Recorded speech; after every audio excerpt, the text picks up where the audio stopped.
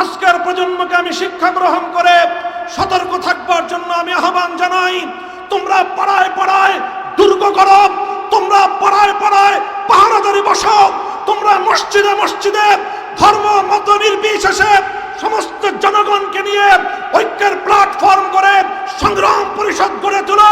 5ই আগস্টের বিপ্লবকে যদি কেউ ছিনতাই করতে চায়, এদেশের ম্যাক্সিমাম জনগণের চিন্তা চেতনার বিরুদ্ধে যদি নতুন কোন ষড়যন্ত্র দানা বেঁধে উঠবার চেষ্টা করে, তোমরা সেই ষড়যন্ত্রকে রুখে দেওয়ার জন্য রাজপথে নেমে আসবে। কাজেই বাংলাদেশের মানুষ যেমন মুসলিম লীগের রাজনীতি আর করে নাই, এদেশের মানুষ আর আওয়ামী লীগের রাজনীতি করবে না।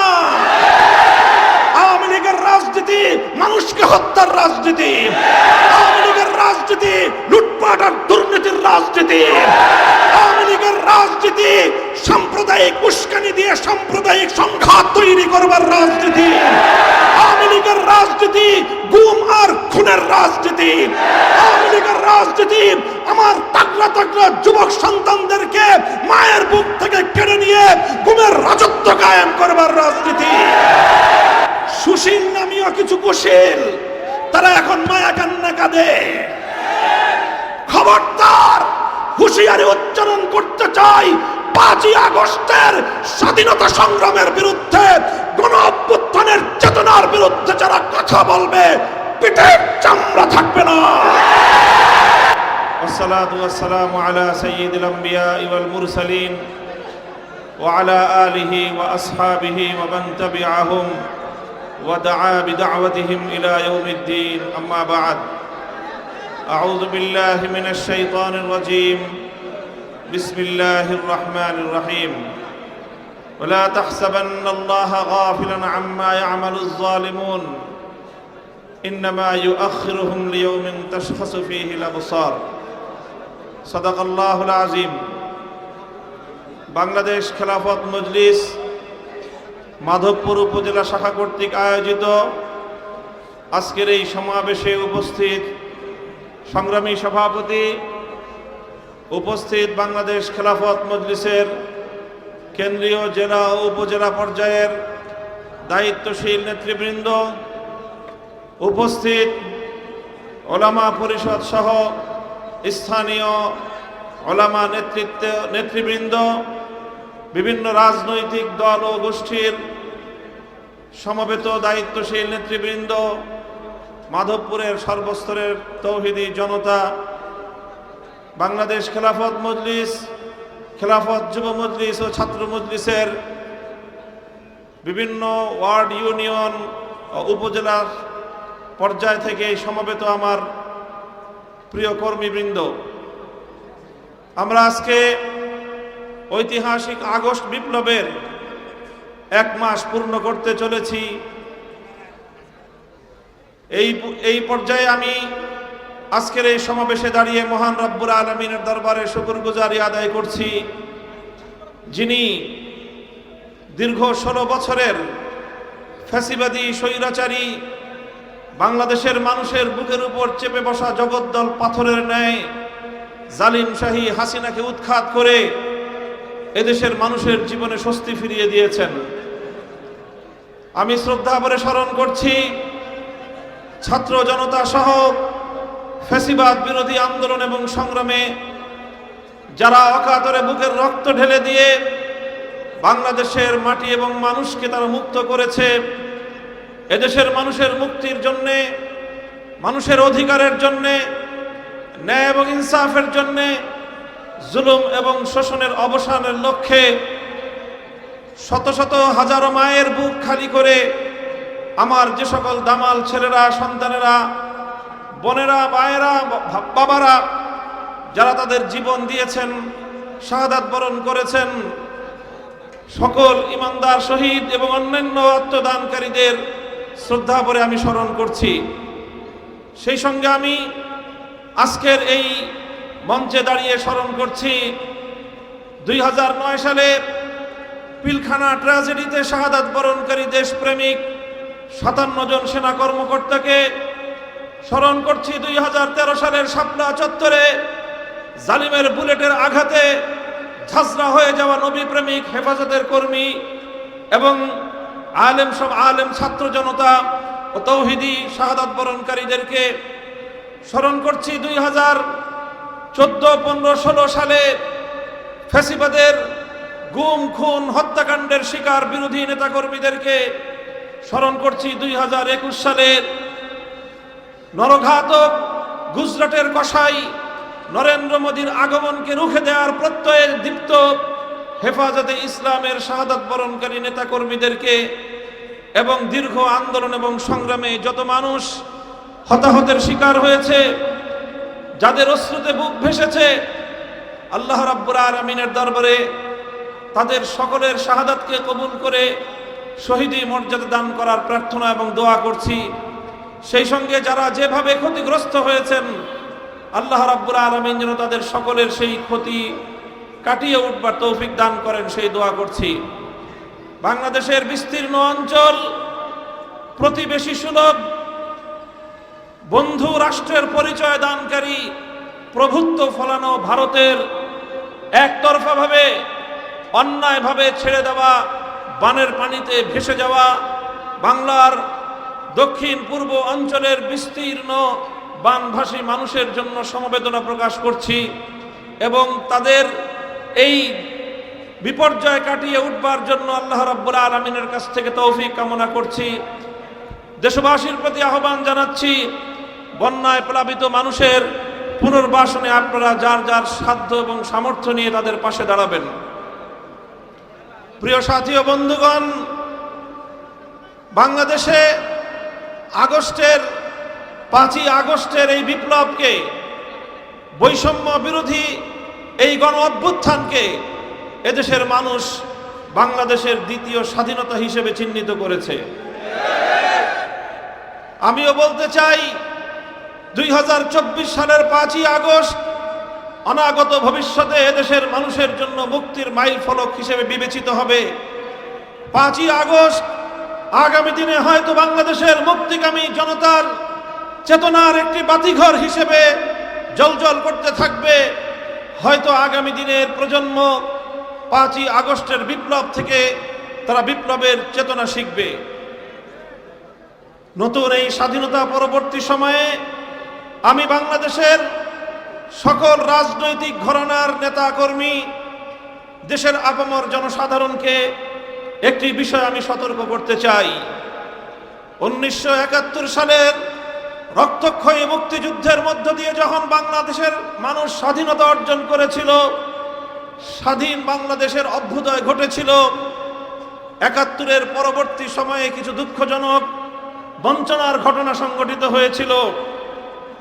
1971-এর স্বাধীনতা অর্জিত হয়েছিল ইসলামের কথা বলে, 1971-এর স্বাধীনতা অর্জিত হয়েছিল জালিমের বিরুদ্ধে মুসলিমের অধিকার আদায়ের সংগ্রামের নামে। 1971-এর স্বাধীনতা অর্জিত হয়েছিল এদেশের স্বাধীন মাটিতে কোরআন সুন্নাহ বিরোধী কোনো আইন প্রণীত হবে না, এই অঙ্গীকারের মধ্য দিয়ে। এরপর অত্যন্ত দুঃখ এবং পরিতাপের সাথে দেশের মানুষ লক্ষ্য করল, 1972 সালে একটি সংবিধান প্রণীত হলো, যে সংবিধান 1971-এর মুক্তিযুদ্ধের মুখপাত্র ছিল না, যে সংবিধানে 71-এর মুক্তিযুদ্ধের চেতনা বাস্তবায়িত হয়নি। 1972 সালের সংবিধানের মধ্য দিয়ে মূলত আমাদের পার্শ্ববর্তী বন্ধু পরিচয় দানকারী প্রভুত্ব ফলানো ভারতের চাপিয়ে দেওয়া প্রেসক্রিপশন বাস্তবায়িত হয়েছিল। মুক্তিযুদ্ধের চেতনা বিরোধী মৌলিক নীতিমালাগুলোকে পুঁজি করে বাংলাদেশের গণমানুষের অভিপ্রায়, মানুষের ইচ্ছা, মানুষের চেতনা, মানুষের দীর্ঘ সংগ্রামের যে ঐতিহ্য, সে ঐতিহ্যকে ভুলুণ্ঠিত করে, সে ঐতিহ্যকে বৃদ্ধাঙ্গুলি প্রদর্শন করে ভারত সরকারের শিখিয়ে দেওয়া, তাদের লিখে দেওয়া সংবিধান বাংলাদেশের মানুষের উপর চাপিয়ে দেওয়া হয়েছিল। আর সেভাবেই 1971-এর মুক্তিযুদ্ধের সফলতাকে ছিনতাই করা হয়েছিল। কাজেই সেই 71-এর স্বাধীনতা পরবর্তী বাংলাদেশের মুক্তিযুদ্ধের চেতনা ছিনতাইয়ের ঘটনা থেকে আজকের প্রজন্মকে আমি শিক্ষা গ্রহণ করে সতর্ক থাকবার জন্য আমি আহ্বান জানাই। তোমরা পাড়ায় পাড়ায় দুর্গ করো, তোমরা পাড়ায় পাড়ায় পাহারাদারি বসাও, তোমরা মসজিদে মসজিদে ধর্ম মত নির্বিশেষে সমস্ত জনগণকে নিয়ে ঐক্যের প্ল্যাটফর্ম করে সংগ্রাম পরিষদ গড়ে তোলো। 5ই আগস্টের বিপ্লবকে যদি কেউ ছিনতাই করতে চায়, এদেশের ম্যাক্সিমাম জনগণের চিন্তা চেতনার বিরুদ্ধে যদি নতুন কোন ষড়যন্ত্র দানা বেঁধে উঠবার চেষ্টা করে, তোমরা সেই ষড়যন্ত্রকে রুখে দেওয়ার জন্য রাজপথে নেমে আসবে।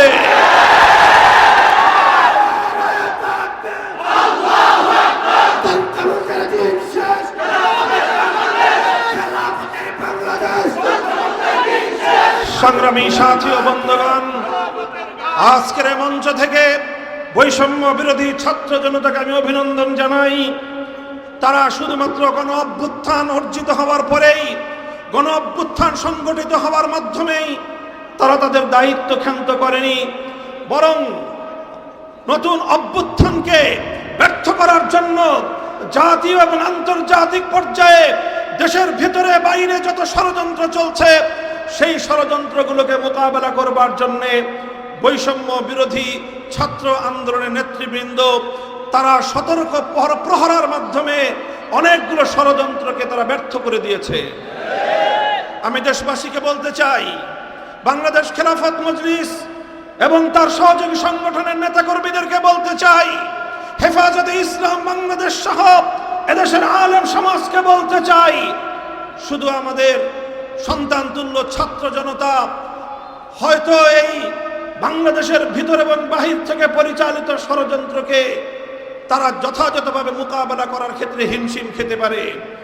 এজন্য আমাদেরকে ইস্পাত কঠিন দৃঢ়তা নিয়ে মাঠে ময়দানে আমাদের উপস্থিতির জানান দিতে হবে। এই বাংলাদেশ আর কখনো ভারতের করতলগত হবে না। এই বাংলাদেশকে ভারতের অঙ্গরাজ্য বানাবার স্বপ্ন পূরণ হবে না। কট্টরপন্থী হিন্দুত্ববাদের আখড়া বাংলাদেশে পরিণত করতে দেওয়া হবে না। বাংলাদেশ একটি উদার মুসলিম রাষ্ট্র। শত শত বছরের আন্দোলন এবং সংগ্রামের মধ্য দিয়ে স্বাধীন বাংলার এই ভূখণ্ড অর্জিত হয়েছে। এই স্বাধীন বাংলার ভূখণ্ড অর্জন করতে গিয়ে তিনটি আধিপত্যবাদী সংগ্রামের বিরুদ্ধে আমাদেরকে অতীতে লড়াই করতে হয়েছে। 1971 সালে স্বৈরাচারী পশ্চিম পাকিস্তানিদের বিরুদ্ধে লড়তে হয়েছে। তার আগে বঙ্গভঙ্গের মাধ্যমে সেই কলকাতার দাদাবাবুদের বিরুদ্ধে, রবীন্দ্রনাথ ঠাকুরদের বিরুদ্ধে এদেশের মুসলিম জনতাদেরকে সংগ্রাম করতে হয়েছে। তার পূর্বে ব্রিটিশ বেনিয়াদের সাম্রাজ্যবাদের বিরুদ্ধে লড়াই করার পর স্বাধীন বাংলাদেশের মাটি মুক্ত হয়েছে। কাজেই আমাদেরকে সেই সংগ্রামের ধারা অব্যাহত রাখতে হবে। এদেশের ৯৭% মুসলমানদের ধর্মীয় চেতনাকে পদপিষ্ট করে কবির রবীন্দ্রনাথ ঠাকুরদের গান বাংলাদেশের মানুষের কাঁধের উপর চাপিয়ে দেওয়ার ফ্যাসিবাদী সিদ্ধান্তকে পরিবর্তন করার জন্য অন্তর্বর্তীকালীন সরকারের প্রতি আমি জোর দাবি জানাবার চেষ্টা করছি।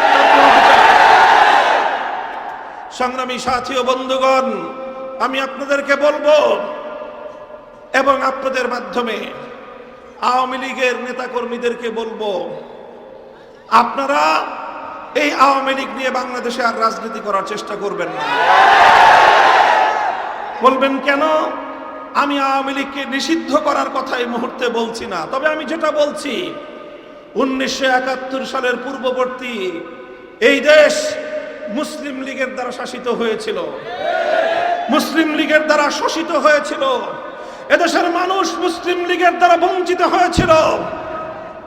1971-এর পরে মুসলিম লীগের প্রাসঙ্গিকতা বাংলাদেশে আর অবশিষ্ট থাকে নাই। 1971 পূর্ববর্তী সময়ে মুসলিম লীগ যা করেছিল, 2024 সালের 5ই আগস্টের পূর্ববর্তী সময়ে আওয়ামী লীগ তাই করেছে। কাজেই বাংলাদেশের মানুষ যেমন মুসলিম লীগের রাজনীতি আর করে নাই, এদেশের মানুষ আর আওয়ামী লীগের রাজনীতি করবে না। আওয়ামী লীগের রাজনীতি মানুষকে হত্যার রাজনীতি, আওয়ামী লীগের রাজনীতি লুটপাট লুটপাট আর দুর্নীতির রাজনীতি। আওয়ামী লীগের রাজনীতি সাম্প্রদায়িক উস্কানি দিয়ে সাম্প্রদায়িক সংঘাত তৈরি করবার রাজনীতি।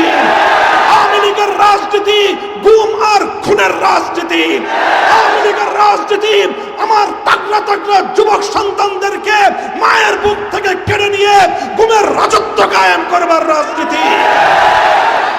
এই রাজনীতি আর বাংলাদেশের মানুষ, বাংলাদেশে আর এই রাজনীতি করা যাবে না। শেখ হাসিনাকে বলতে চাই, পালিয়ে গেছেন ভারতে।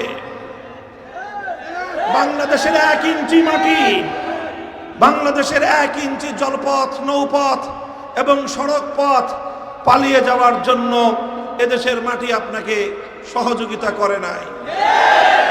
আপনি এই দেশের মাটির সঙ্গে গাদ্দারি করেছেন। আপনার রাজনীতি ছিল বাংলাদেশের মানুষ থেকে প্রতিশোধের রাজনীতি। আপনার বাবার 1972 সাল থেকে 75 সাল পর্যন্ত বাকশালী রাজনীতির কারণে 30 লক্ষ মায়ের বুক খালি করার কারণে শেখ মুজিবের নেতৃত্বাধীন শেখ মুজিবুর রহমানের কায়েমকৃত বাকশালকে এদেশের মানুষ উপড়ে ফেলেছিল। 30,000 মায়ের বুক খালি করে শেখ মুজিবুর রহমান সাহেব তিনি তার একক আধিপত্য বিস্তার করার চেষ্টা করেছিলেন। 15ই আগস্টের মাধ্যমে শেখ মুজিবুর রহমান সাহেব সপরিবারে নিহত হয়েছেন। সেই ঘটনা নিয়ে আমি আমার কোনো মন্তব্য করতে চাই না, কিন্তু বলতে চাই 15ই আগস্টের ঘটনার মূল্যায়ন করতে হলে তার আগে সিরাজ শিকদার সহ বাংলার মাটিতে হত্যাকাণ্ডের শিকার 30,000 যুবকের হিসাব দিতে হবে।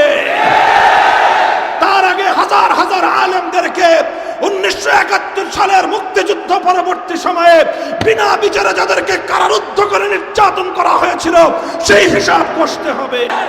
সেই হিসাব না কষে শেখ হাসিনা ঘোষণা দিয়েছিলেন যে দেশের মানুষ তার বাবাকে খুন করেছে তিনি সেই দেশের মানুষ কাছ থেকে প্রতিশোধ নিয়ে ছাড়বেন। সেটা তার 75 সালের ঘোষণা ছিল শেখ হাসিনার। 50 বছর রাজনীতি করেছেন 75 সাল থেকে 2024 সাল। 24 সালে এসে আজ কথা বলতে দ্বিধা নেই। শেখ হাসিনার 50 বছরের রাজনীতি ছিল বাংলাদেশের মানুষের বিরুদ্ধে প্রতিশোধ গ্রহণের রাজনীতি। শেখ হাসিনার 50 বছরের রাজনীতি ছিল বাংলাদেশকে তলাবিহীন ঝুড়িতে পরিণত করবার রাজনীতি। শেখ হাসিনার 50 বছরের রাজনীতি ছিল বাংলাদেশের মানুষের মধ্যে একটি এমন বিভক্তি তৈরি করতে এই জাতি যেন আর কোনোদিন ঐক্যবদ্ধ হতে না পারে। কিন্তু আজ বাংলাদেশের আবার বৃদ্ধ বনিতা এক কাতারে দাঁড়িয়ে গেছে। স্কুল থেকে আমার ছেলেমেয়েরা নেমে এসেছে, কলেজ থেকে আমার সন্তানেরা রাজপথে নেমেছে, মাদ্রাসা থেকে আমার সন্তানেরা হাতে হাত ধরে রাজপথে দাঁড়িয়ে গেছে। সকল varsity, public varsity, private university থেকে সকল ভেদাভেদ ভুলে গিয়ে, গরিব এবং ধনীর সমস্ত পার্থক্য ভুলে গিয়ে, মাদ্রাসা এবং স্কুল কলেজের ভেদাভেদ ভুলে গিয়ে, হিন্দু বৌদ্ধ মুসলমান ধর্মীয় পার্থক্য ভুলে গিয়ে মানুষ হিসেবে তারা মানুষের হাতে হাত ধরে অন্যায় এবং জুলুমের বিরুদ্ধে টেকনাফ থেকে তেতুলিয়া তারা দুর্বার প্রতিরোধ আন্দোলন গড়ে তুলেছিল। এই ঐক্যই হলো বাংলাদেশের শক্তি, এই ঐক্যই হলো বাংলাদেশের শক্তি। শেখ হাসিনা এবং আওয়ামী লীগের রাজনীতি ছিল এদেশের এই মানুষের মধ্যে যেন কোনোদিন ঐক্য প্রতিষ্ঠিত হতে না পারে। আজও বাংলাদেশে শেখ হাসিনার দোসররা আছে, আজও আছে সুশীল নামীয় কিছু কুশীল, তারা এখন মায়া কান্না কাঁদে। খবরদার, হুঁশিয়ারি উচ্চারণ করতে চাই, 5ই আগস্টের স্বাধীনতা সংগ্রামের বিরুদ্ধে, গণ অভ্যুত্থানের চেতনার বিরুদ্ধে যারা কথা বলবে পিঠের চামড়া থাকবে না। সংগ্রামী সাথী ও বন্ধুগণ, 5ই আগস্টের এই অভ্যুত্থান চূড়ান্ত সফলতা অর্জন করবে সেদিন, যেদিন জুলুম মুক্ত, অবিচার মুক্ত, ন্যায় এবং ইনসাফের বাংলাদেশ গঠিত হবে। আমরা আহ্বান জানাই সকল রাজনৈতিক সংগঠন, আসুন শুধুমাত্র নিজেদের আখের গোছানোর কেউ চিন্তা করবেন না। দেশের এই চলমান দুর্বলতার সুযোগ নিয়ে কেউ বাংলাদেশের মানুষের অধিকার নিয়ে ছিনিমিনি খেলবার চেষ্টা করবেন না। বাংলাদেশের বৃহৎ বিরোধী দল বিএনপি, জামায়াতে ইসলামী, ইসলামী আন্দোলন বাংলাদেশ খেলাফত মজলিস, জমিয়তে উলামায়ে ইসলাম, নিজামে ইসলাম পার্টি, এলডিপি, অন্যান্য যতগুলো রাজনৈতিক দল আছে, আসুন আমরা সকলে হাতে হাত রাখি। বাংলাদেশের মানুষ আজকে একটি অর্থনৈতিক মহা সংকটের মুখোমুখি পতিত। শেখ হাসিনা এবং তার দোসররা বাংলাদেশটাকে খোকলা করে রেখে গিয়েছে। হাজার হাজার কোটি টাকা উন্নয়নের নামে পাচার করেছে।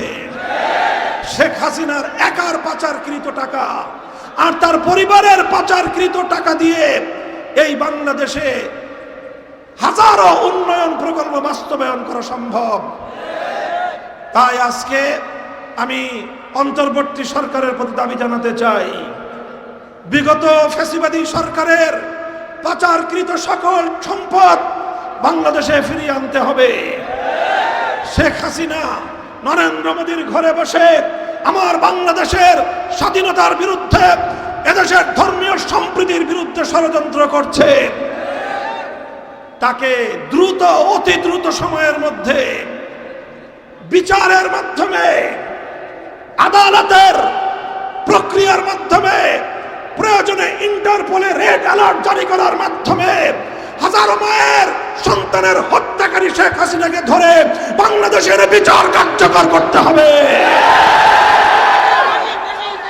আমার 2013 সালের শাপলা চত্বরের শহীদের বিচার করতে হবে। ভারতকে বলবো, প্রতিবেশী আছেন, প্রতিবেশী থাকবেন, আমাদেরকে শোষণ করার চেষ্টা করবেন না, ওই চিন্তা করবেন না। 18 কোটি শাহজালালের সন্তানদেরকে দাবায় রাখতে পারবেন না। বানের পানি দিয়ে আমাদেরকে ভাসিয়ে মারার চেষ্টা করেছিলেন, কি পেয়েছেন? এদেশের মানুষকে এই বন্যার পানি, দুর্যোগ আরো বেশি ঐক্যবদ্ধ করেছে। কাজেই সকল আন্তর্জাতিক শক্তিগুলোকে বলি, বাংলাদেশের আভ্যন্তরীণ বিষয়ে এদেশের মানুষের ধর্মীয় চিন্তা চেতনা, ধর্মীয় সম্প্রীতির আদর্শের মধ্যে নতুন করে কেউ বাগড়া বাঁধানোর চেষ্টা করবেন না। মাধবপুরের সর্বস্তরের জনতা এবং আজকের এই উপস্থিতির প্রতি আমার আখেরি পয়গাম, আমরা বিশ্বাস করি চূড়ান্তভাবে যদি ইনসাফ ভিত্তিক ন্যায়ানুগ ধর্ম মত নির্বিশেষে প্রতিটি মানুষের সকল অধিকার যদি নিশ্চিত করতে হয়, একভাবেই সম্ভব। তার জন্য একটাই রাস্তা, একটাই পথ, সেই পথ হলো সৃষ্টিকর্তা মহান রব্বুল আলামিনের পক্ষ থেকে প্রদত্ত রাজনৈতিক ব্যবস্থা, খেলাফত ব্যবস্থা বাস্তবায়ন করতে হবে। তাই আসুন, বাংলাদেশ খেলাফত মজলিস আহ্বান করছে আপনাদেরকে, খেলাফত মজলিসের পতাকা তলে শামিল হয়ে, খেলাফত মজলিসে যোগদান করে বাংলাদেশের প্রতিটি অঞ্চলকে, প্রতিটি উপজেলাকে, প্রতিটি ইউনিয়ন ওয়ার্ড, প্রতিটি মসজিদ ভিত্তিক সমাজকে খেলাফতের সংগ্রামী হিসেবে আপনারা গড়ে তুলুন। ইনশাআল্লাহ বাংলাদেশ খেলাফত মজলিস সমমনা অন্য সকল ইসলামপন্থীদেরকে নিয়ে আগামীর বাংলাদেশকে ইসলামী সমাজ ব্যবস্থায় গড়ে তুলবে ইনশাআল্লাহ।